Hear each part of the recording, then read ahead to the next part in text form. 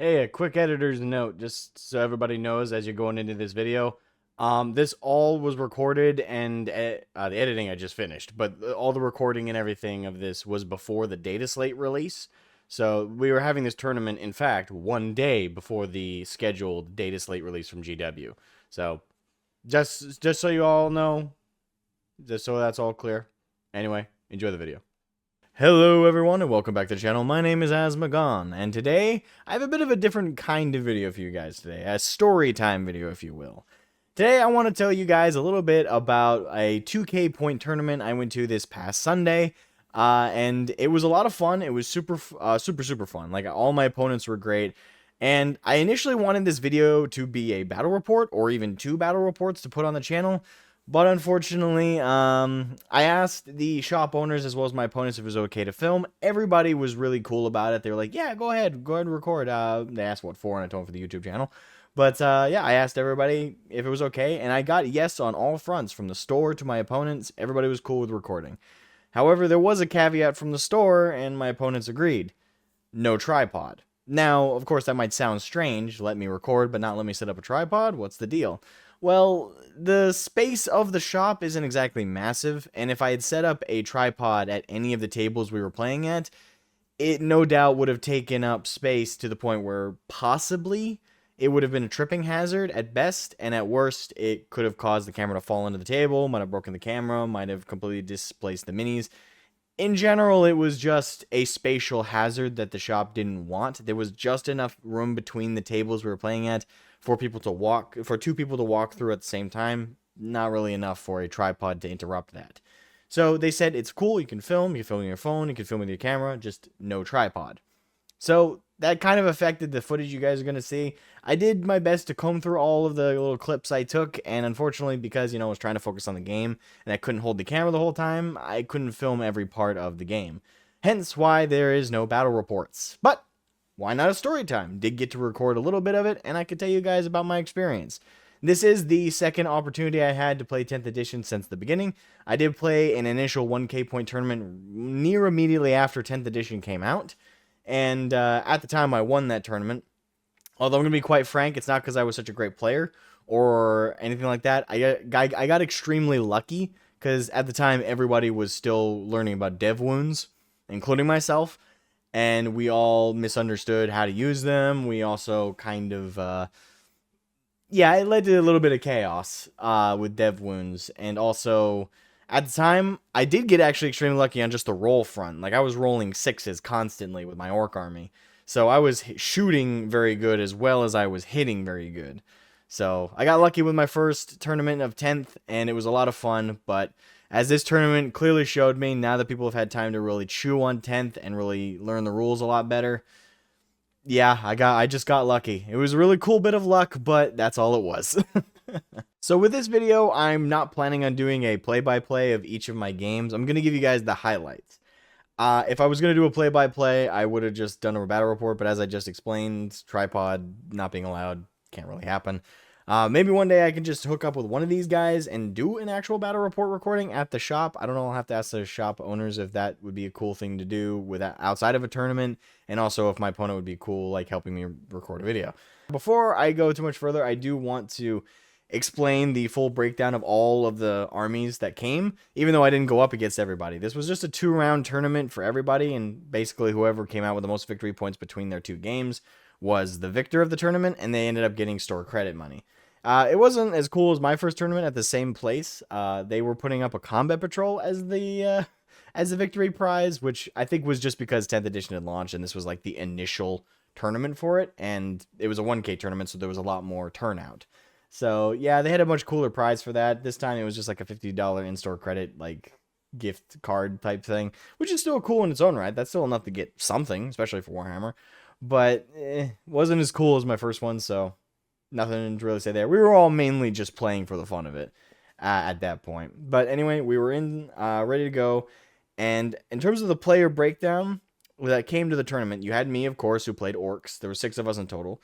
I was the only Orc player. In fact, I'm pretty sure I was the only one who brought a Horde army.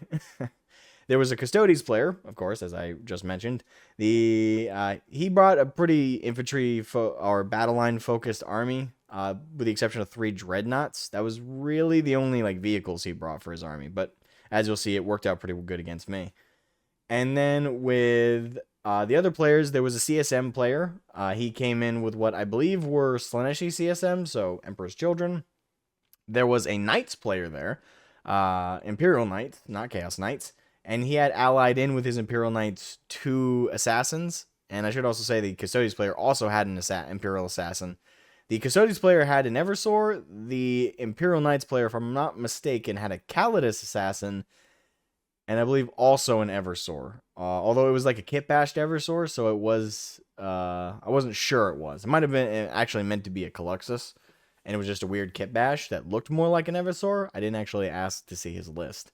So it was either a kit bashed Eversor or it was a Eversor looking kit bash of a Caluxus. Either way, one of those two is what he was running.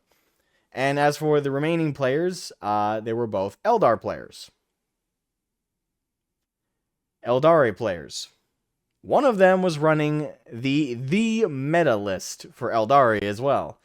Now, before anyone assumes that this guy, I ended up playing him as my second game, and we'll get to that, but before anyone assumes too much about this guy, he was pretty cool. He was a pretty generous opponent as well. Like, I liked the guy. As far as I could tell, he didn't really seem like a meta chaser. He just was someone who liked Eldari, and he was just playing because he had the units for it, the meta list for the game at its current state. And this was before the most recent data slate. In fact, I think it was a whole day just before the data slate came out. So everybody was kind of talking about that as well. But yeah, anyway, overall tournament build, Imperial Knights, CSM, 2 Eldari players, one of them playing the meta list, and then a Custodes, and then me, of course, playing Orks. 6 of us in total.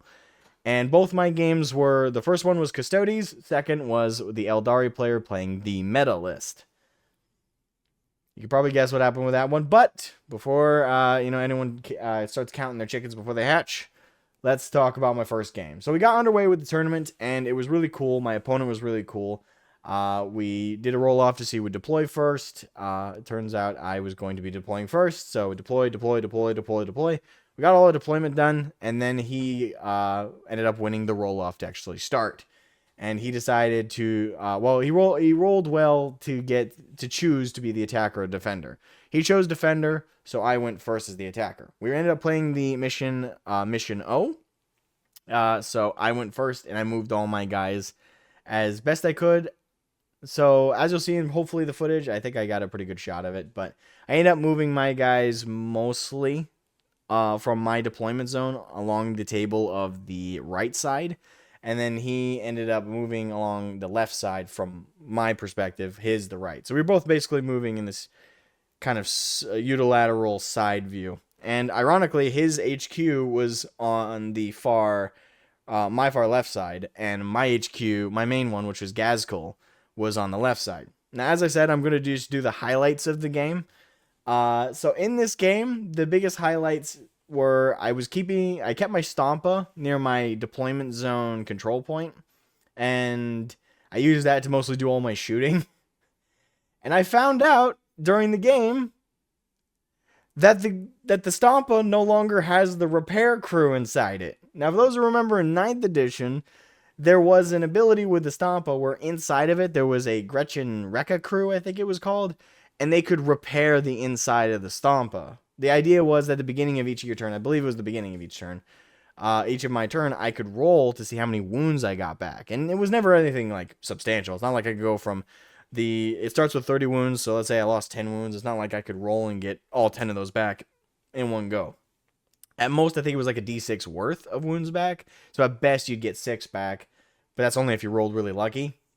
Again, this is from memory. I don't have the rules pulled up in front of me, but yeah, it was enough, though, to make the Stompa particularly worth, in my opinion, the expense of, I think it was 825 points it had at its peak during 9th.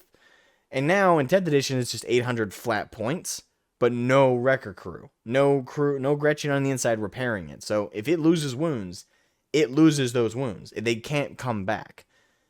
And with how bad the shooting is on the Stompa, as well as Orks in general, Honestly, I would have been better off replacing the Stompa with a Morkanaut and a Gorkanaut, to be honest. If I'd run a Mork and a Gork, together, those are, I think, barely 500, just short of 600 points, something like that. So together, those two mechs, which still have quite a bit of firepower and quite a bit of good melee, would have done a lot better than the Stompa did on its own. So the Stompa is just straight not worth the points. And some would argue it's never been worth it, but honestly, with the Wrecker Crew, I think it was worth the points, because it could get its health back. The damn thing was hard to kill because it had 30 wound points and it has 14 toughness. The damn thing is not easy to hit. And it had a lot of health. And if you could get that health back for what little you lost throughout the game, you could keep the Stompa in to the very end of a tournament if you rolled well enough. Now, without that, and it's just getting those sustained wounds that can't be repaired from, and on top of the shooting being terrible, and the melee being barely anything to really complement, yeah, Stompa's not worth it right now. So, my fellow Orc players, do not bring a Stompa. Unless you were like me, and you're like, fuck it, this bitch was impossible to assemble, and damn near impossible to paint. I'm bringing this bitch, even if it's arguably terrible to use. So... that was a bit of a highlight, is this, I kept my Stompa back, and I was trying to use it for shooting, and I'm sure it will come as no surprise, really didn't work out that way well for shooting. Though, during the, I believe it was the third or fourth round, I was able to shoot one of his Dreadnoughts dead, and something about the Custodes rules, apparently the Dreadnoughts I was up against, you kill them once, and they get to immediately stand back up, with a D6 worth of wounds. So, I had Gaz charging for the first few turns on my right side, and I got him into melee combat with two of the Dreadnoughts. And with Gork's Claw, I was able to take one down. But it got immediately back up with 6 wounds. He rolled a D6, and he got a 6 for its wounds back.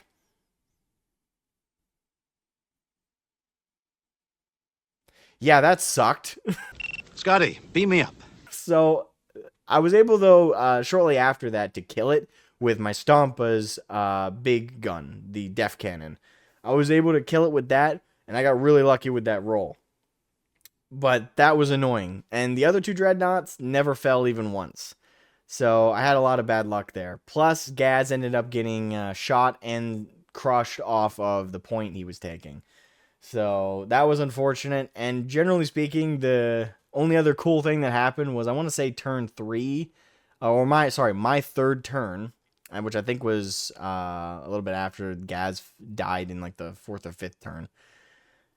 Overall, 4th or 5th turn. So, my third turn, I was able to get my truck right next to my opponent's Eversor assassin, and before the Eversor had gotten any kills, with shooting or up close and personal, I disembarked my Orc Boy squad, and they bum rushed him with their charge roll. Now, obviously, when you disembark, you can't disembark within 3 inches of another unit, so I had to disembark them a little bit of ways, but I just, I advance moved them, and I had my WA active at that time, so then I charged them. And I was successfully able to charge the whole squad onto his ass. And because the wall was active, I had an increased strength stat by 1, and also my attacks by 1. So with all their choppas combined, was one mincemeat Eversor without me losing a single Orc Boy. That was fantastic, and I got really lucky with those rolls. I was able to kill that Eversor before it got a chance to kill any of my units. Unfortunately, those 2 incidences were where my luck was solely, and everywhere else it ran out, I'm afraid. Shortly after my WA got off and I pulled my 1 ace out of my sleeve and Gaz was shot off the fucking board, and I was able to kill one of his Dreadnoughts. From there, my units started getting pulled off the table like crazy. I ended up losing the game. I was able to last until we had like 20 minutes left. We were all given 3 hours per game, and we had 20 minutes left, and he shot me. He was shooting me off the board pretty aggressively towards the end there. But I want to give myself some credit. Against Custodes, against melee Custodes for most of it, I was able to hold my ground and not get wiped off the board or get tabled until the very end. So, and the last thing killed would surprise nobody. It was the Stompa. and it didn't explode, unfortunately. I'm very sad about that I'm still sad about that now, okay? The Stompa should have exploded. He was surrounded by the Custodes. It would have been so good if some of them had died. But no.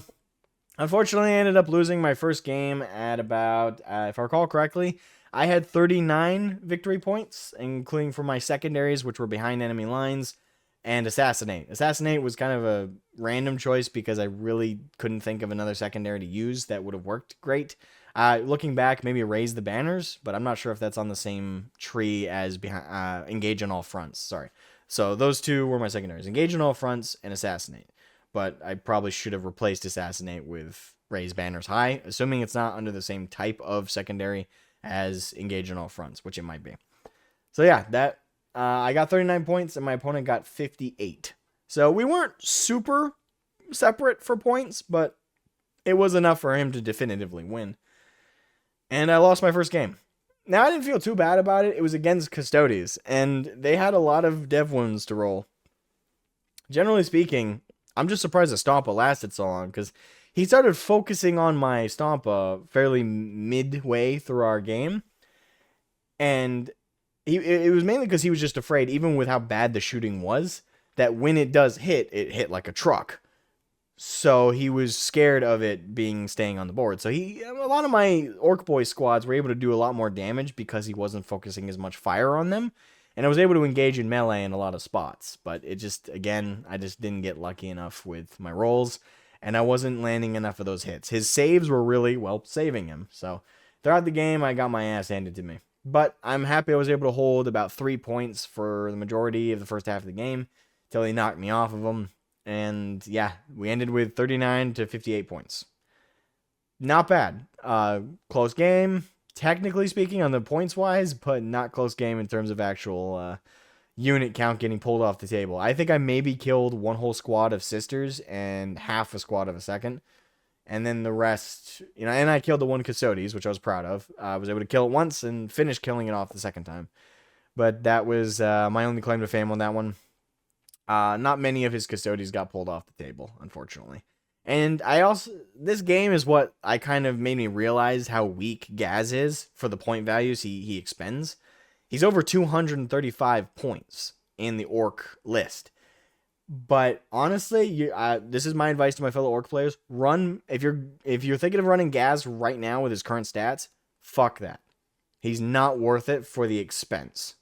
Especially if you know you're going up against an elite melee army like Custodes.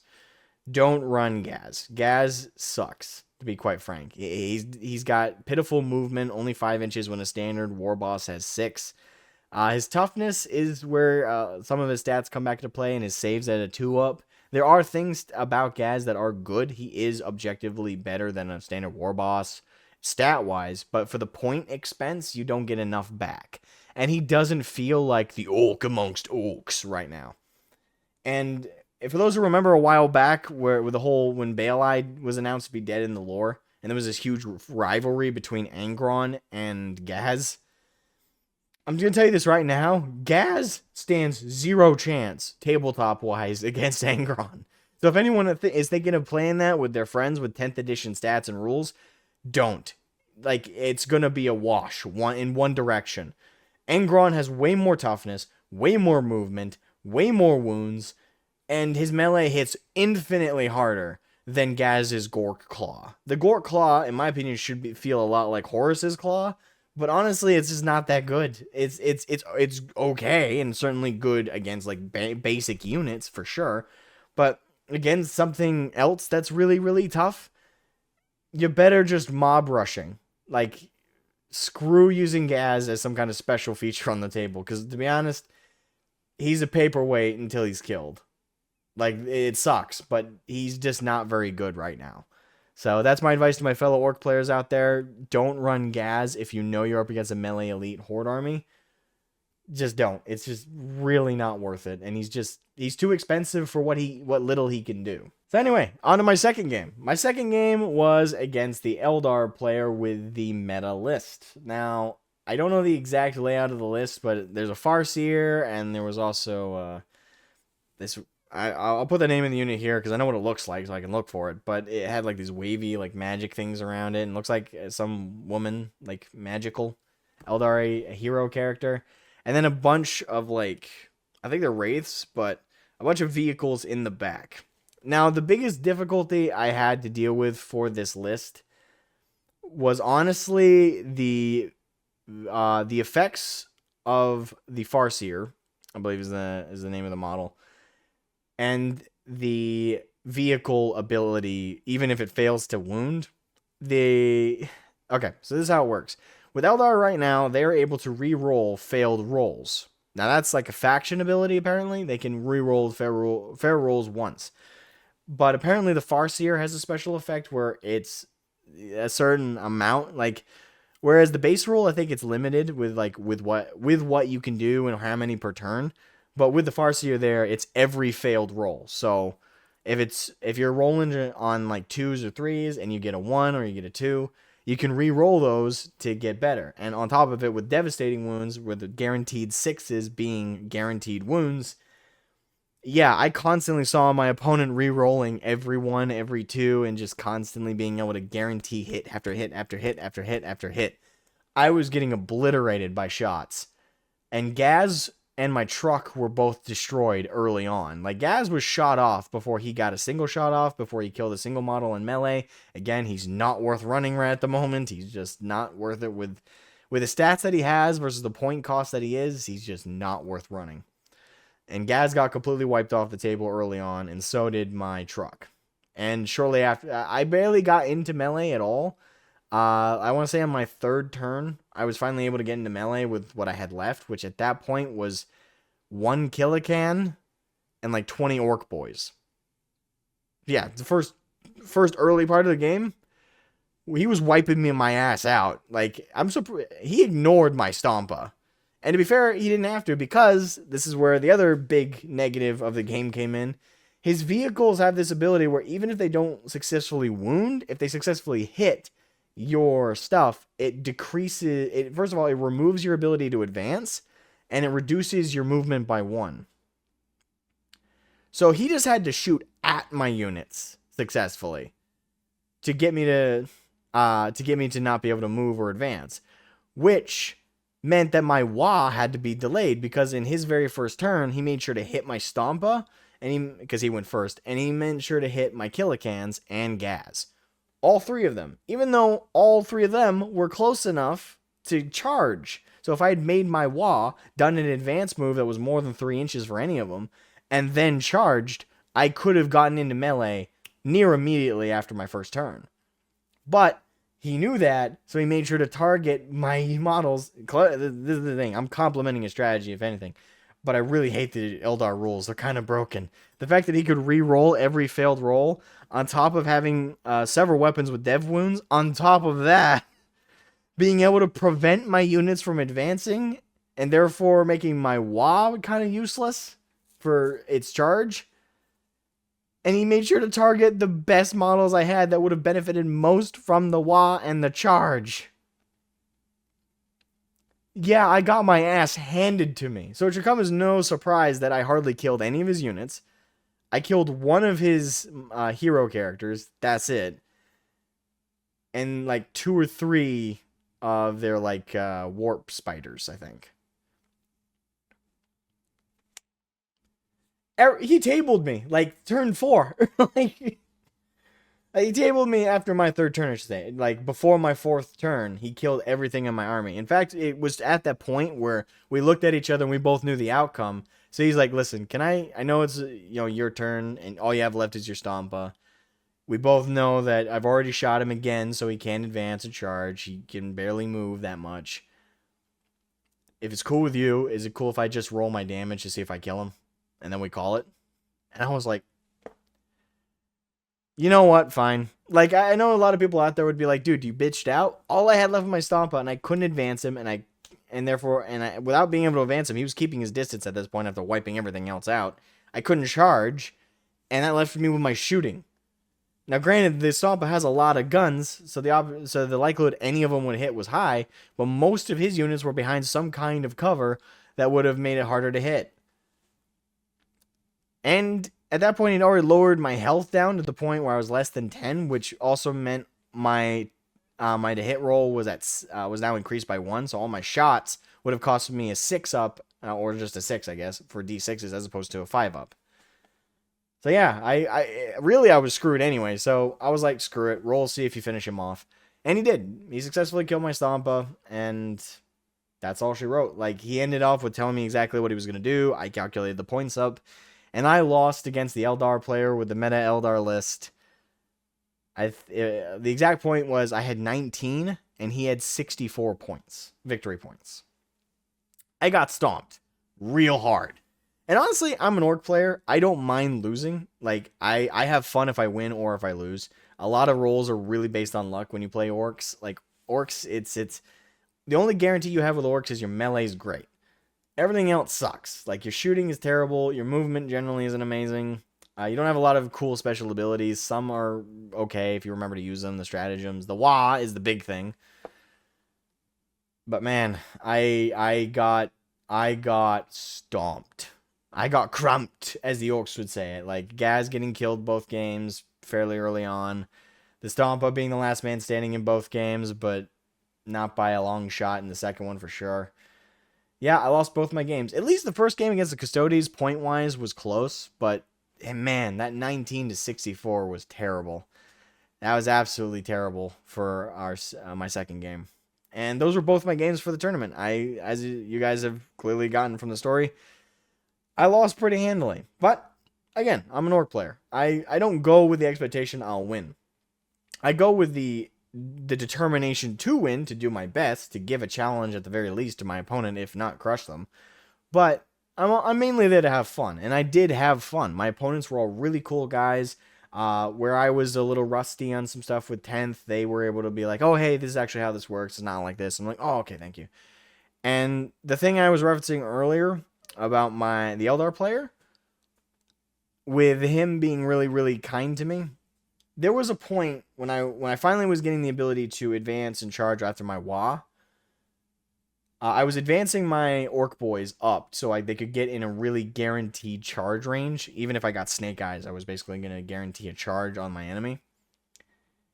And I was rolling 2 dice. Now, for anyone who knows anything about Warhammer in 40k, you roll 1 die. You run d6 for a unit's charge, not 2. Sorry, for a unit's advance. You roll 2 dice for a charge. I flipped that in my brain by accident, and I don't have a good excuse why. I think it's just I had a brain fart, and I was rolling 2 die. And he only noticed after I had already moved 3 squads of Orc boys into melee range, or guaranteed charge range, effectively. And so he caught me, and he was like, hey, man, it's 1d6 for your advance. And I went,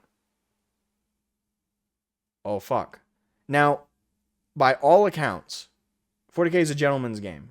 Like, you do what you do. You make sure to start your game by telling your opponent what's special about your army, special abilities your army has. Let them know, like, the outfit of your army, what everything has. You know, you give your opponent a fair FYI about everything they might want to keep in mind during the game.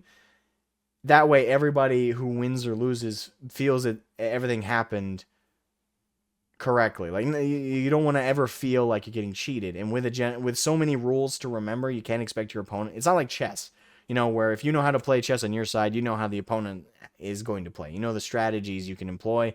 You know the types of moves you can employ. So if you can keep an eye on your opponent as much as yourself about the honesty. But with something with so many rules and so much variety as Warhammer, that's not really possible. You really require your opponent to be a gentleman, or a gentle lady. You require that gentleman's game. Like, you need them to be honest. Because you can't possibly in your head and have both codexes and everything in front of you to make sure your opponent's doing everything fairly. You need that transparency. You need that honesty. Otherwise, a fair game can't really be played, and therefore the integrity of the game falls apart. And that can create a lot of animosity. So it's entirely a big thing within the Warhammer as well as wargaming sphere to play as a gentleman and be honest about your mistakes, as well as keep your opponent honest when you do catch them making a mistake. And presumably it's always a mistake, but yeah, this was a case where it looked like I was cheating. Like I was rolling 2 die for my advancement, which I didn't really need to. My guys were already within their normal movement range to get into a decent charge position. I was really only, announcing the WA for the attack and the strength roll, like the increase by 1. I really wasn't doing it because I wanted that advance roll was going to make a world of difference, really. But I was rolling 2 die. And by the way, for those who aren't as familiar with the tabletop, the number you roll for your advance is the number of additional inches your unit is able to move on top of their base movement. Now, in a normal advancement, when you say, "Hey, I'm advancing this unit," you're saying this unit will not be able to shoot or attack this turn, so I can give them more movement. In D&D, it's like dashing in D&D, or in XCOM, it's like moving into like the yellow sections of movement. Like you can't do any actions, but you sacrifice your actions so you can move more. But with the WA, you can move and then you can charge and do melee attack. You just can't shoot. So regardless, I advanced my guys and he caught me with the 2 dice, and I would have understood if he had called the ref over and said, "Hey, my opponent's cheating. I want disqualification." He could have done that. He could have said, "My opponent is cheating. I caught him rolling 2 dice for each of his advance rolls." But the guy was super understanding, and I cannot appreciate that enough. Like, dude, if you see this video, I appreciate you immensely for being understanding that I was just making a mistake and recognizing that. Because you were within your rights to complain pretty harshly. Because that could have made all the difference. But he was super kind, and he was like, look, no real harm done. Let your movement rest. You don't need to move your units back. And again, that would have also been extremely fair to request. It's like, listen, I'm going to call the ref over and say you're cheating if you don't move your units exactly back where they were and redo your advance rolls. He could have done that, but he didn't. He let the rolls stand, and he was really cool about it. Now, to be fair, though, there was no way for that really to make the world a difference in the game. He knew and I knew he was going to win. He had barely lost any units. I pulled over half my army off the board already. He was already winning with his secondaries and his primary victory points. So that kind of probably helped, but yeah, I cannot underestimate, I can't undersell how appreciative I was that he was understanding about it. So yeah, I was able to, I let the advance roll stand, and I did my charge, got my melee off, killed a couple things, but didn't really do anything. So no harm done, really. Honestly. So yeah, that was my 2K tournament experience. Lost both games, but had fun. I had a lot of fun. It was really cool talking with the other players. We talked about hobby stuff. The data slate was a big topic for conversation. We were all excited to be there. And again, I can't put down how fun it is and how hobby gratifying it is to actually go out and play a tournament with your models. It means a world of difference for your hobby mindset. Like when you're just constantly just doing all the solo stuff, like reading the books or painting the models or collecting the models, you definitely lose something there. With the intermingling a little bit. But when you're playing a tournament, when you're going and playing with guys up front, you're talking about the hobby, you're talking about all this stuff, and you're having fun doing your roles, and you're playing the game, it puts you in such a positive hobby space. Like you immediately go home and you want to paint 1,000 models, and you just want to listen to a lot of audiobooks, and you just want to get into the latest news about the hobby. It really ramps you up as a hobbyist. And that was the biggest reward I could have asked for after going to this tournament, and that's what happened. Like I left wanting to paint a lot, and I'm glad for that. So yep, that was my experience. If you guys enjoyed this story time video or felt it was a little too chaotic and all that, let me know in the comment section below. That'll determine if I do this in the future. Hopefully, again, I can maybe do a battle report in the future with some kind of setup with a shop, but I still gotta ask about that. But yeah, anyway, leave a like if you're new to the channel, subscribe if you're new, all that fun stuff. Leave a comment, and have a good one. Bye-bye.